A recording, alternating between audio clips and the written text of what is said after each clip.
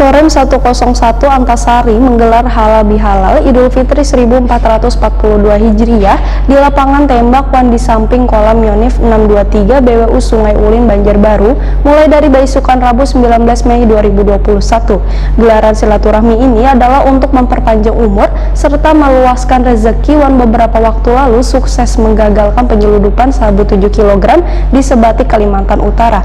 Pemirsa, inilah kabarnya selengkapnya.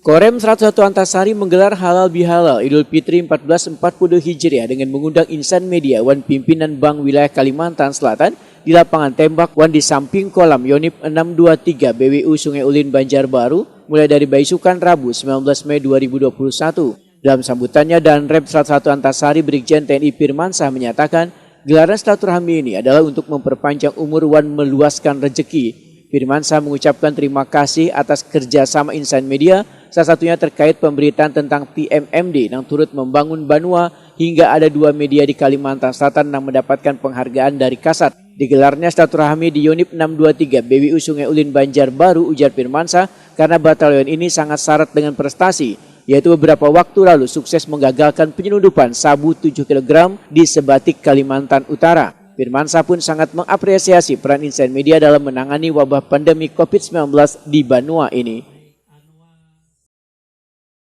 Apapun yang kita kerjakan dari Satgas COVID, yaitu di situ ada TNI, ada Polri, ada BPBD dan sebagainya. Bagaimanapun kerja keras kita, apabila tidak didukung oleh pemberitaan yang positif, pemberitaan yang kolaboratif dari rekan-rekan insan media, maka akan menjadi tidak akan pernah maksimal yang kita kerjakan. Sementara itu, Sekjen PWI Kalimantan Selatan Yusni Hardi menyambut baik adanya gelaran silaturahmi setelah Idul Fitri 1442 Hijriah ini. Apalagi di tempat silaturahmi ini insan media bisa melihat langsung kehidupan bubuhan prajurit TNI. Ternyata kadang mudah, ujar Yusni Hardi, menjadi seorang prajurit yang telah memiliki tugas untuk mengamankan bangsawan negara ini. Mengenai dukungan insan media untuk mencegah menularnya wabah virus corona, Yusni Hardi menegaskan bila hampir 100% insan media di Kalimantan Selatan sudah melakukan vaksin COVID-19 hingga ke tahap kedua. Di sini kita melihat langsung, Pak, kehidupan para prajurit meskipun sekilas mata, kehidupan prajurit yang sebenarnya ternyata tidak mudah menjadi seorang prajurit yang bisa mengamankan bangsa dan negara ini.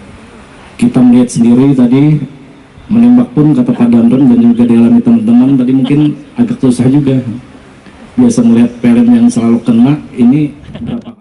Di kesempatan halal bihalal ini, insan media Wan pimpinan Bank Wilayah Kalimantan Selatan diberi kesempatan latihan Wan menembak di lapangan tembak, Wan memancing di kolam pancing di area Yonif 623 BWU Sungai Ulin Banjarbaru.